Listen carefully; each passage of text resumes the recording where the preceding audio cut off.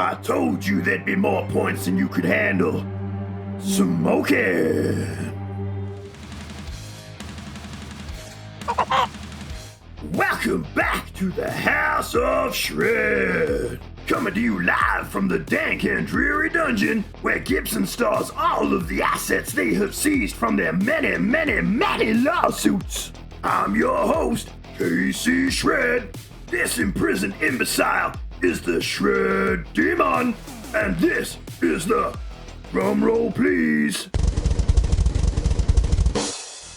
b.c.rich Special Edition, special! Rolls right off the tongue. So what is it?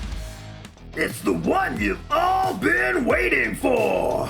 It's time to have a look at everybody's favorite guitar brand. No, not Chevelle. b.c.rich. And if b.c.rich isn't your favorite, then rock off and watch someone else's channel. Watch those subscribers drop. Oh, the way back in 1954, an absolute visionary by the name of Bernardo Mason Rico purchased a little guitar shop on Brooklyn Avenue in Los Angeles. Now, Bernie had no intention of building guitars. He just wanted to run his little music shop and enjoy living the quiet, relaxing American lifestyle he had always dreamed of. But like all great people, eventually Bernie began to hear the call. You know, the one from all his friends back home in Mexico wanting to know if they too could find a way to get their share of the wonderful taste of freedom. You know, America, hell yeah! But anyway, before long, Bernie had amassed himself a nice little collection of skilled luthiers to work in his humble little shop, doing repair work for some of the jazziest and folkiest musicians around. Fast forward all the way up to 1969, and good old Bernie had developed himself a dream to bring the highest quality guitars made in the US with the option to customize right off the production line. As it turns out, this was a great idea. By 1974, the b.c.rich Seagull hit the market.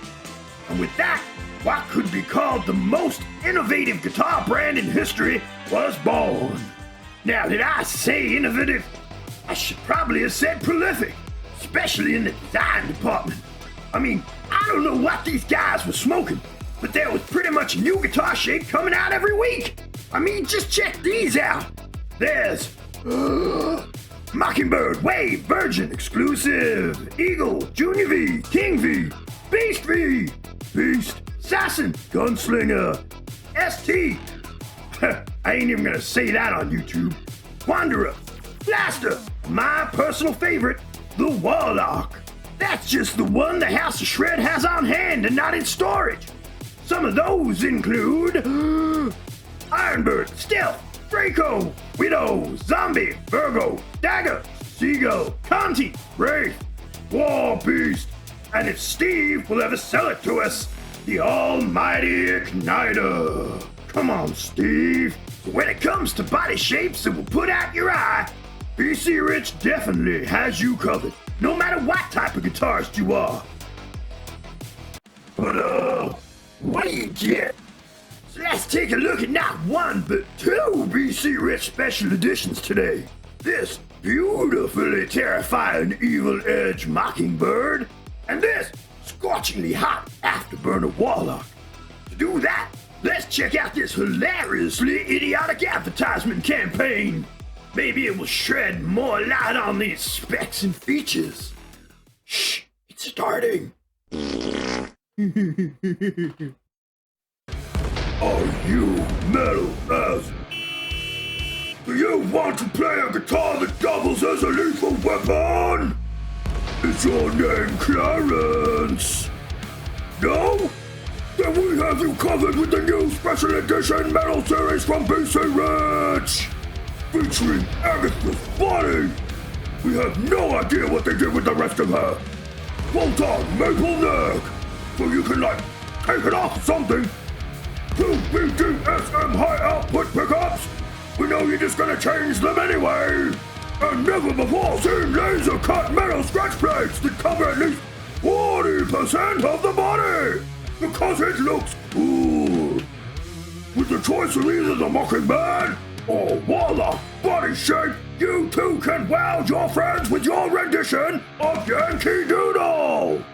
And all this glamour could be yours for $999. So smash through the door of your local b.c.rich dealer and grab yours today.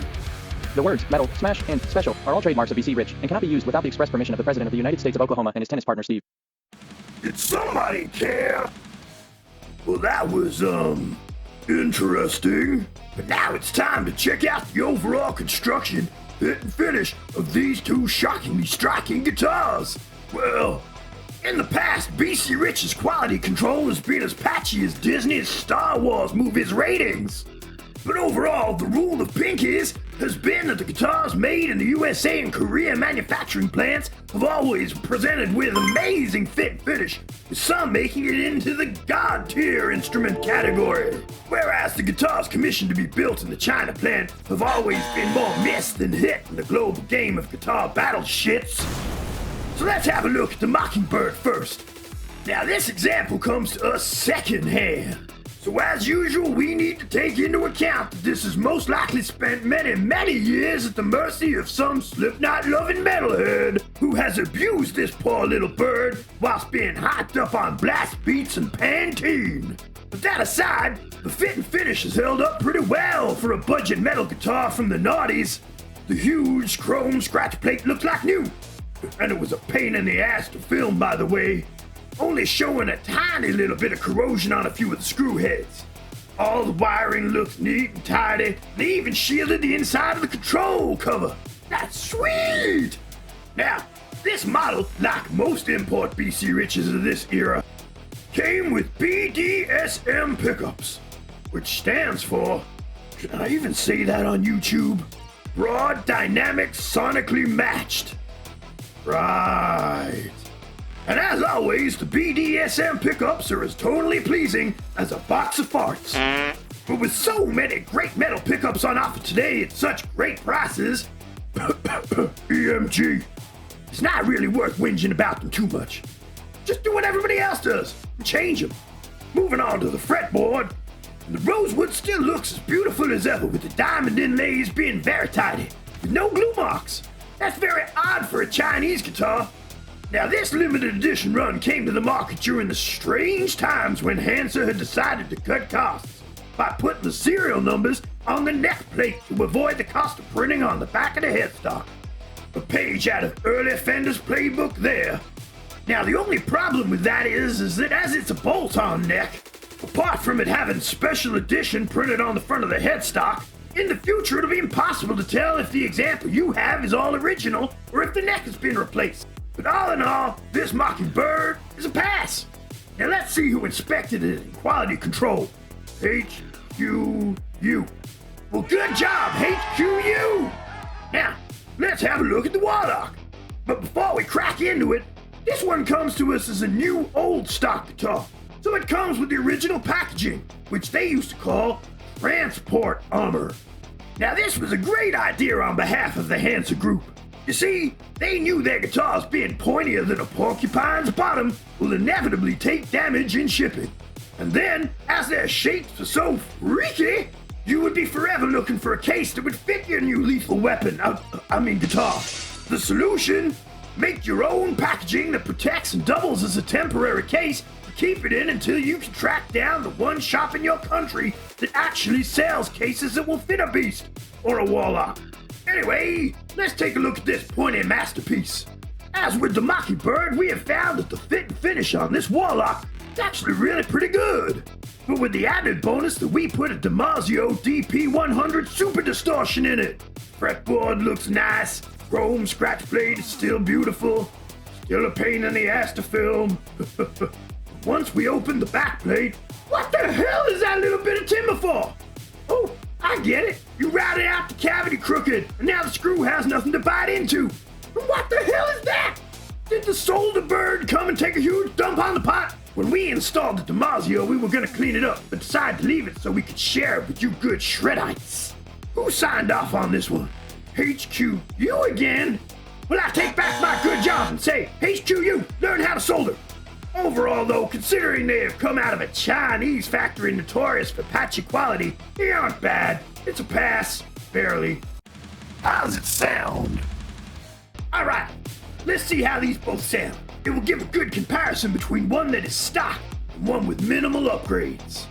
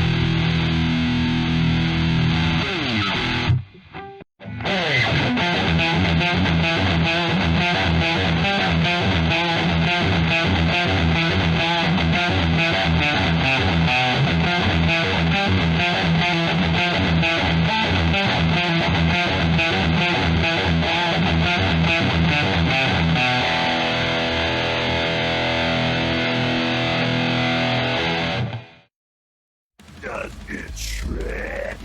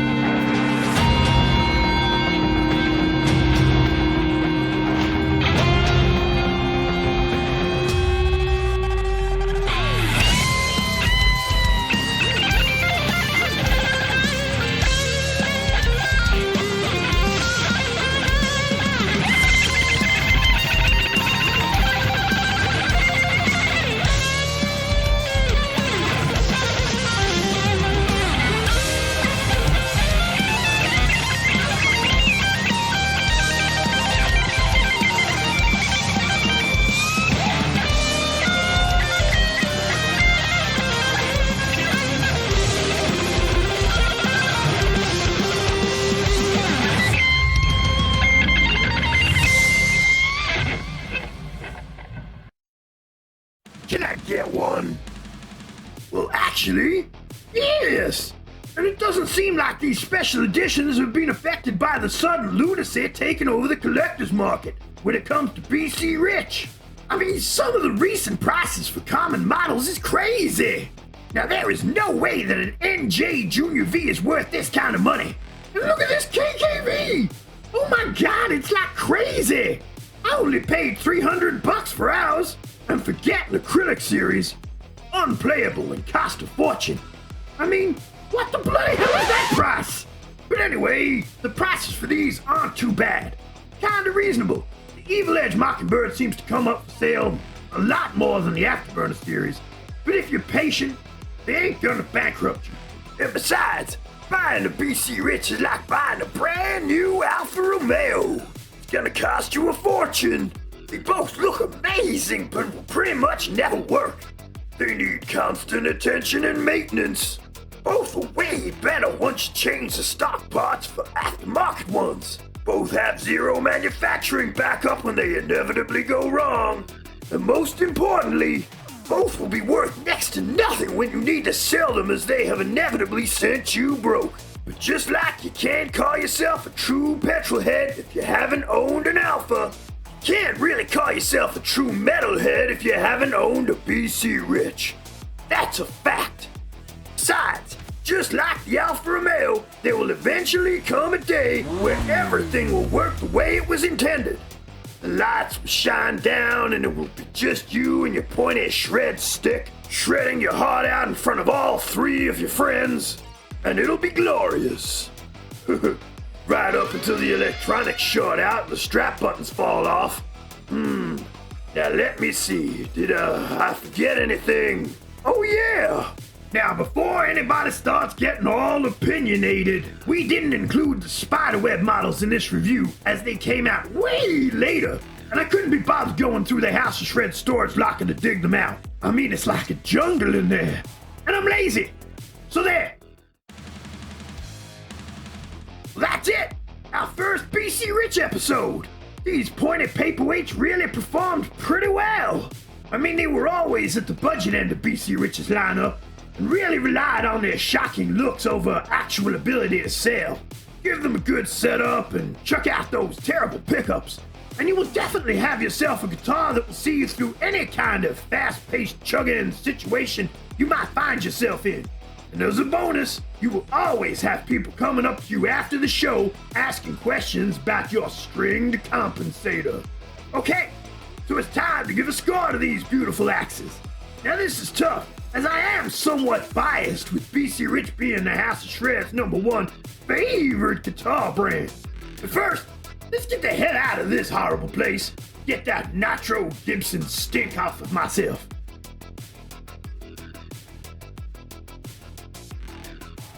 Right, that's better. Now, to avoid bias, you gotta do this all like scientific-like.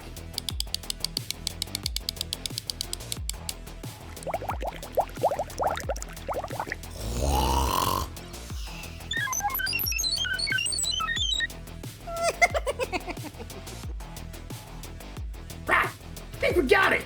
We here at the House of Shred give the b.c.rich Special Edition Evil Edge and Afterburner models a score of 4 out of 5 BDSM pickups. Next time on the House of Shred. They say the pen is mightier than the... Huh? What? It's a different company. Oh, well, there goes the punchline.